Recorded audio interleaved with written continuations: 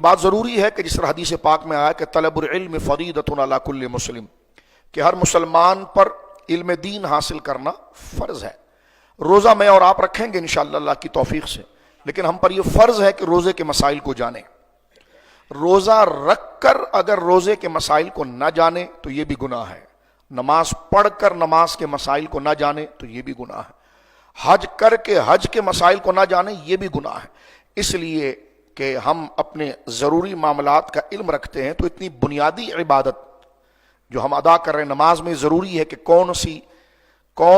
کتنی چیزیں ہیں جو نماز کے اندر فرضیت کا درجہ رکھتی ہیں کہ اگر وہ چھوٹ جائے تو سرے سے نماز ہی باطل ہے،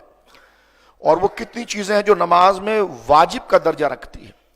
کہ اگر وہ چھوٹ جائے تو پھر اس کا اعادہ واجب ہو جاتا ہے اور وہ اجر سے خالی۔ یہ دو چیزیں خصوصاً جو فرض اور واجب، اس کا جاننا تو ہر ایک پر لازم ہے نماز پڑھنے کے باوجود۔ اسی طرح روزے کے بارے میں یہ بھی ضروری ہے کہ روزہ کس کو کہتے ہیں، روزہ کب سے کب تک ہوتا ہے، روزے کی تعریف کیا ہے، روزہ کن احتیاط کا نام ہے، کیا چیزیں ہیں اگر وہ کر لی جائیں تو روزہ فاسد ہو جاتا ہے، کیا چیزیں ہیں جو کر لی جائے تو روزہ مکروہ تحریمی ہو جاتا ہے۔ یہ دو باتیں ہر نمازی کو، ہر روزے دار کو جاننا ضروری ہے، چاہے وہ عالم ہو یا غیر عالم ہو۔ جو یہ عبادت کرے گا اسے جاننا ضروری ہے۔